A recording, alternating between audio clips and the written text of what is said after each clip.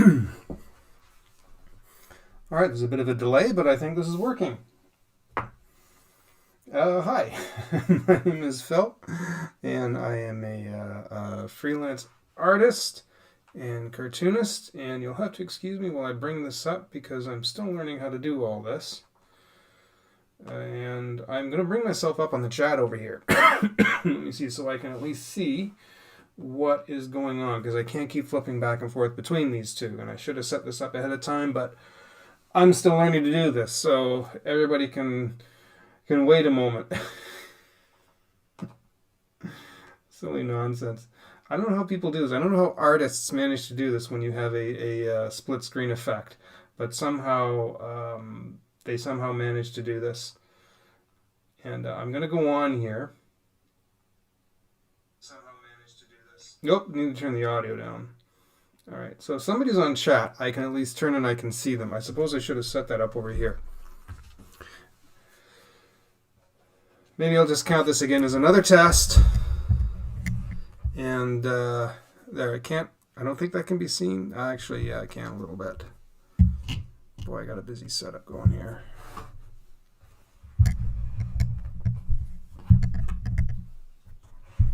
All right. Apparently I've got a couple of watchers. I don't know who. I think one of them is me.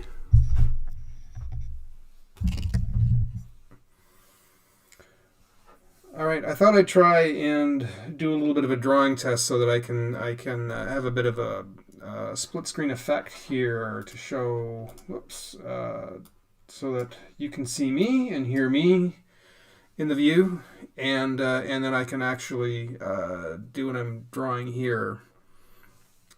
It's weird because there is a bit of a 10-second delay, and I'm watching this trying to get used to the delay. Anyhow, let's see what we can do here. I wanted to do a bit of an intro video, and this might actually get done as a proper video later on, but I wanted to demonstrate the idea of drawing quickly. Doing some warm-ups first before you do a preliminary drawing, and learning how to do things quickly, because the faster your gestures are, the more life you're going to get to them. I do have someone there. Hi. Okay, that's excellent. I can see you. You can see me. I can see you typing. Probably what you're typing is likely a bit of a delay, so my response time will be a bit off. And there's no one else really watching. I don't know. I probably won't even keep this anyways. But in case I do, if it does go all right, maybe I will keep it. Excuse me. It's too late for this shit. I've been fighting with this system for the whole day. I got the technical end set up in my end. I got the computer working and the mic and the camera and OBS and all that is actually working really great. It was now YouTube that was giving me trouble. So they've changed a lot over the years. I didn't realize how much they changed. I used to have so much more freedom with it, but now because you're not monetized, you're limited now what you can do. So I was really surprised actually at what they had done. But yes, actually, voice apps, I do see it. It's probably going to come through about 10 seconds after you type it and enter it. But I can see now you're there. Now I can blah blah blah. I can see all that. So. And I've actually got an extra person watching. That's great. Again, my name is Phil. I'm a freelance artist, cartoonist, caricature artist, and I wanted to kind of do some demos today and demonstrate a little bit about doing warm-ups. Because the idea in drawing is that you want to keep all your drawings very loose. Find that a lot of people, when they're younger artists, young budding artists just trying to get started, they tend to want to be very stiff in their line work, and it sometimes just ends up they go over top of lines and they get this scratchy look to it, and there ends up being a complete mess actually by the time they're finished. And it also ends up looking very stiff and stilted as opposed to having a nice flow to it. So what I'm going to show you is a few things you can do before you actually start on a drawing, even before you start on any preliminary drawings, way before you get towards a finished piece, is just a few warm-ups you can do with scrap pieces of paper. If you've got some scrap paper lying around your house, don't pull out the good stuff for this, what I'm going to show you. This is stuff nobody's going to see and you're going to want to throw out. So one thing I need to do is keep my posture back up properly. One thing we used to do actually in school, they had us do years ago, back when I used to take animation college stuff, was circles. And the idea is keeping your arm very loose. Don't tighten it if you're working flat. I'm doing this on a horizontal screen, horizontal in front of me, but if it was flat this way, if you're working on a piece of paper, you want to keep your elbow up. You can do this on a screen or on a sheet of paper. It's all the same thing. So don't rest your elbow. Keep it up off the table. Keep it loose. Keep your all your joints, like in your wrist and your elbow, all very, very loose. And so that as you start to lower your pencil, you start creating a circle over your page. Notice nothing's going down just yet. You can see the cursor circling around it, and it's kind of like landing an airplane. And you're going to bring the pencil down very slowly and to create this circle. And you just keep going over it. It's not going to be perfect. Nobody can make a perfect circle. You can get pretty damn close with enough practice, but in this case you don't want it. You want it very loose. You can maybe make some elongated stuff. You also start to notice a little bit on the pull this direction, because you write, when you hand write, you pull from bottom left to upper right. So your arm tends to pull that direction, and you'll see that sometimes in your drawings. You'll see it if you reverse it or look at it reverse in the mirror or through light in a window. You'll see that everything pulls to one way, and this will kind of help correct that. So keep that in mind as you're trying to keep everything upright. You can keep it, don't worry about it being messy. Messy is fine. Do them different sizes.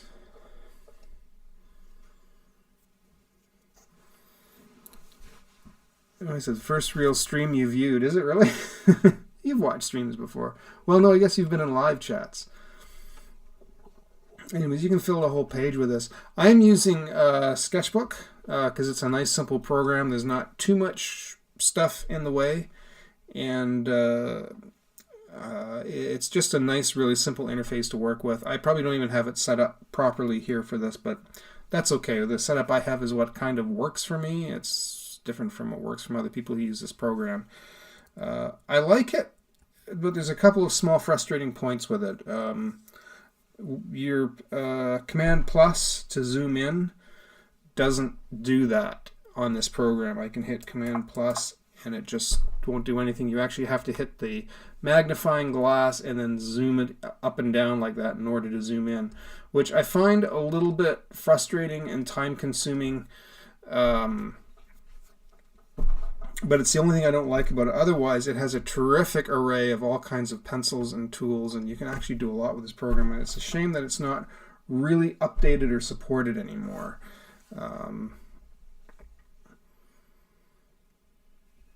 With the real person on the end.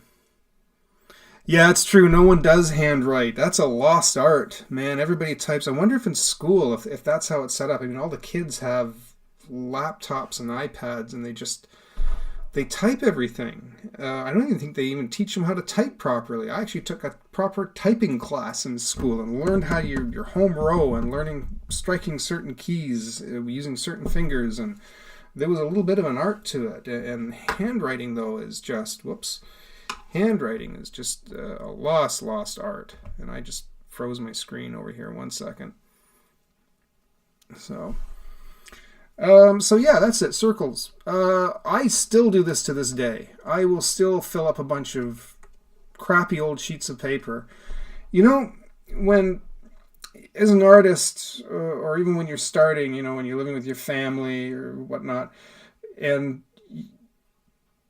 your dad comes home from work, or your mom, or even your neighbor might come over and say, hey, at work they were going to throw out all this paper, and I knew you're an artist, so I thought you might like it. And they dump on you this crappy paper they use at work that all has letterheads on it, and it's the wrong type of and you're like, oh, this is terrible stuff. But I always keep all that stuff, no matter how terrible the paper is, because it's great for doing this kind of thing. It's great for doing all these rough warm-ups where you can just fill them with a bunch of crap like this and just get used to your hand on the page and keeping your arm up and loose when you're trying to do this kind of thing. And you fill it with all this literal crap that no one's ever going to see. But it's the kind of thing where it helps get you comfortable and loosened up. I used to do these swirls like this. This is what they used to teach you in handwriting, was to do this kind of thing. And it keeps your hand loose. It's just simple little S waves. I can do Command Z and go backwards, but me too, for only for 4 months. Again, I'm seeing a bit of a delay. So what was 4 months? Typing class or handwriting class? I'm presuming typing class. I took typing twice, actually.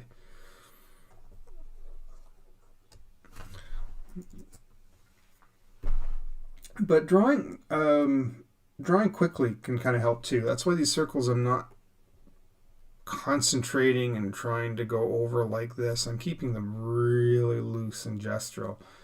And you will see that makes a huge difference, because when you try and make something like this, or you try and do something like this, even though this is messier, you start to see something that looks a little more gestural in it. Typing, yeah, I remember taking typing. I actually failed it my first year, but I had this obnoxious teacher, though. It was the only reason I failed, is I hated the teacher. She was just annoying and was not... Mrs. Costello, actually, was her name. I used to do the squash and stretch like this. But she was just this nasty person, and I could never figure it out. And then the following year, I had somebody named Mrs. Patterson, and she was nice. I actually did a better job the following year. So circles is something you can do. There's a little exercise you can do that looks like perspective, but it's not. And you draw a line down the side of your page and make a point right about the middle. It's kind of like the vanishing point.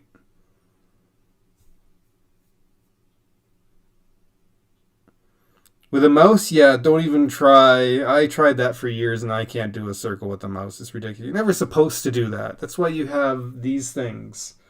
Call it a stylus or a digital art pen, whatever you want to call it. It's not like a stylus, because a stylus, it has some of the same features of it. I can use this on the computer, and I can tap on the screen, and I can use it in place of a mouse if I need to. But it's also built in with pressure sensitivity. So you see how you can go to a thick and a thin line like this. And this one doesn't support tilt. Some of them have tilts where you can go on an angle. It's like using a pencil on its side, where you shade an area by leaning the pencil over, so you're using more of the graphite. It actually could create that effect. But this one, unfortunately, because it's a little bit older model, wasn't built in with tilt into it. But I don't really use it anyways. So, hey, oh, yeah, her name was Mrs. Costello. Believe me, she got that all the time, to the point I think it drove her crazy. And that was the 80s. No, she was, it kind of annoyed her, actually, when people did that. So, but anyways, a great little test is by drawing this line down the side, putting your little mark here, which looks like a vanishing point. Again, this looks like perspective, and it's not. But drawing a line out, then the next one drawing it in and trying to intersect it. Whoops, that was terrible. But trying to keep a relatively straight line. And it's hard to do as you come down. Let me try it again. It's not an easy thing, actually. So you're drawing a line out. Now come back in, but try and hit that point.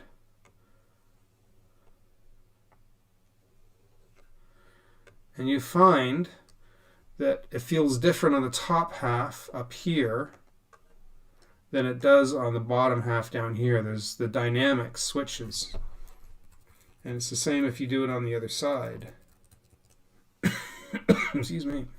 So I'm going to make a straight line down the side, little vanishing point here. And you're drawing out. Now you're pulling it. That feels weird when you pull it. And it's not easy. But trust me, this gives you. You can try it this way as opposed to pulling and drawing it across. When you go to do things like perspective, this will give you gives you comfort in a little more comfort in doing it because you keep this loose gestural effect. So if you practice something like this, again, it seems a bit odd until you actually sit down to draw and you go, hey, and you start to get that motion in with it. What was another one? Sometimes just doing simple shapes, because we've done circles. And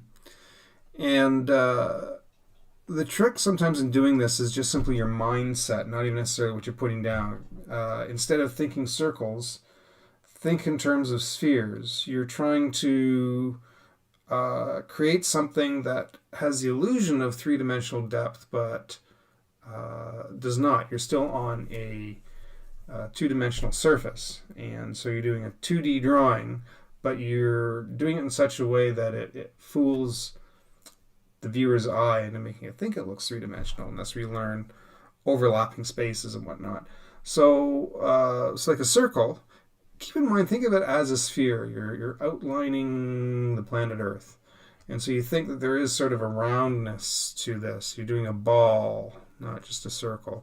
And when you start thinking like that, you start to create a different effect with what you're drawing because your brain wants to see something a little bit different.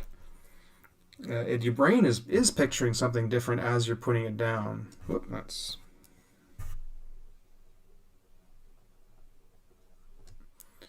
Right, so what would be good? So let's say we want to do something simple like a square. So we're quickly doing those fast lines, and you can overlap them a few times. And the lines, these shouldn't be straight.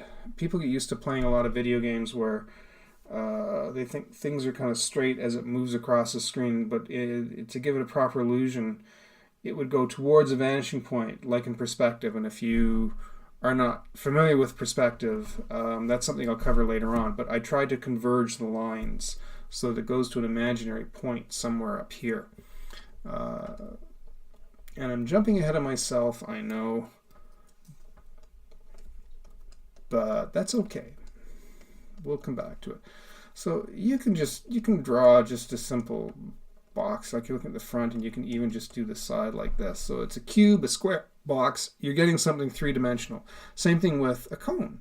A cone, sort of a three-dimensional triangle that is rounded. So I'm going to do the bottom just by doing something like this. This is the bottom in perspective because you're looking at a bit of a line. And you can do this, and you're crossing the top. It looks a little bit like a teepee with a circle on the bottom.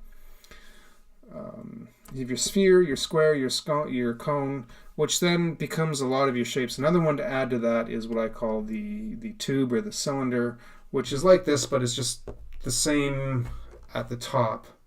Let's see if I can make a bit more room here. Can I scroll this down? Oops, that's not what I wanted to do. He's been acting very strange today. I'll just zoom in a bit. So, and you can even arc it like the cylinder. I kind of do on a little bit of an arc. Sometimes I curve it, and you'll see why when it comes to anatomy. Why I do this, but you have the sides. I'm going the wrong way, but that's all right. Top and bottom. Let's see how messy that is. I am the messy artist. You will never see anybody do preliminary drawings as messy as me.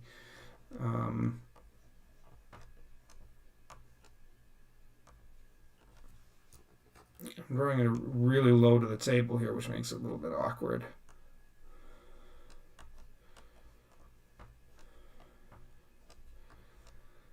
And dark in the front. So, excuse me, I'm up way too late. I think I just... Oh, all right.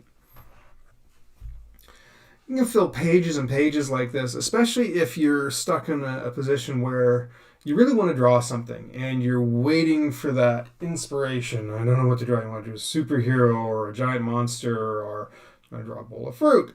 You don't know what you want to draw and you're just kind of figuring out something. You know what? Grab a bunch of scrap pieces of paper, pull it all out, and start doing this right here. Draw some circles, draw some shapes, draw those lines, keeping your elbow up, thinking about this while you're doing. It can be anything. It can be like friggin' scribbles.